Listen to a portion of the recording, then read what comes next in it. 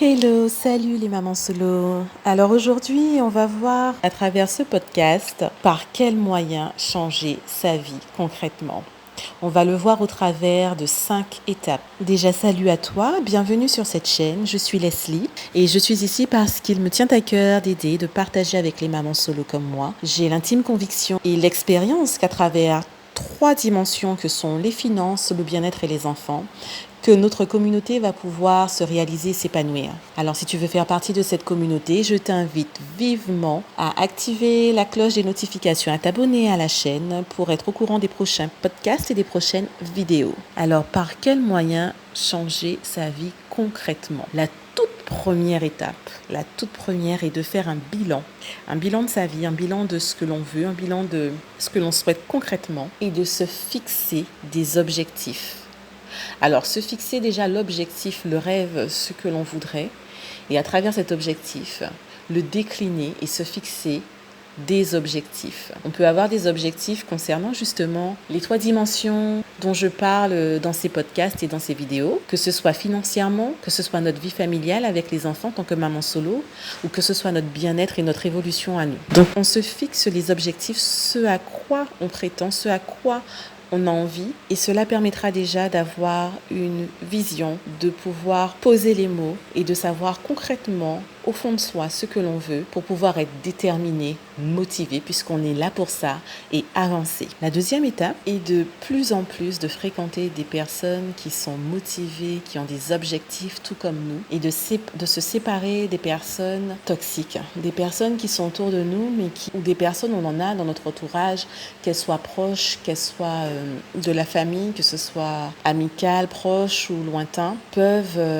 soit consciemment, soit inconsciemment être négatives, donc attirer le négatif et à toujours vouloir peut-être nous rabaisser ou nous tirer vers le bas.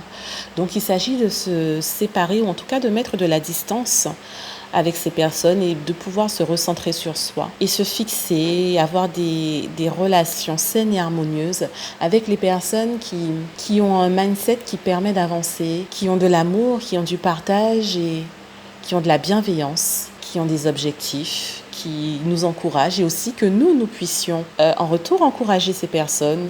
La troisième étape, il s'agira de consommer du contenu qui nous permet d'avancer. Cela peut être au travers de livres, cela peut être au travers d'émissions télévisées, mais bien sûr, on va dire, qui sont profitables. Cela peut être aussi du contenu YouTube, il y en a de qualité, de bonne qualité, il y en a pas mal. De ce fait, consommer du contenu de qualité permettra au fur et à mesure de pouvoir changer d'état d'esprit et de pouvoir cheminer petit à petit en étant convaincu que l'on peut arriver à ses objectifs quels qu'ils soient. Du contenu de qualité, alors des livres, ça peut être des livres concernant aussi bien les finances que concernant notre situation de maman, de parents, de comment on veut éduquer nos enfants. Cela peut être du contenu sur la créativité, en tout cas du contenu qui nous permet d'avancer dans les pôles que l'on a choisis et ceux que l'on a envie et que l'on désire faire. Et cela permettra d'arriver à la 4e étape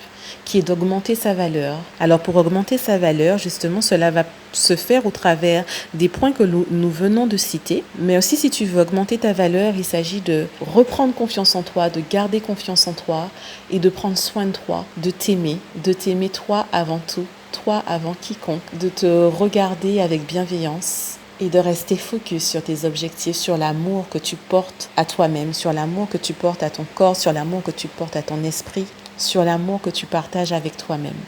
Et la 5e étape est de, quels que soient nos objectifs, quels que soient tes objectifs, de passer à l'action maintenant. Au moment où tu m'écoutes, peut-être que tu as laissé tomber certaines choses, peut-être que tu as envie de pratiquer une certaine activité, de progresser. Peut-être que tu as envie d'effectuer une reconversion professionnelle et que tu n'es pas bien ou plus bien dans ton travail ou que tu as envie d'évoluer dans ta carrière.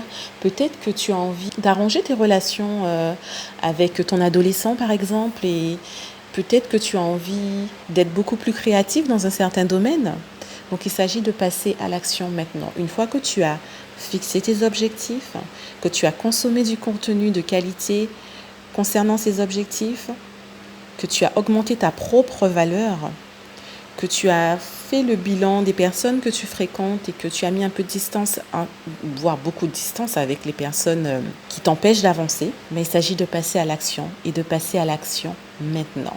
Alors j'espère que ce podcast t'a aidé. Je t'invite à, si c'est le cas, à me mettre un petit pouce.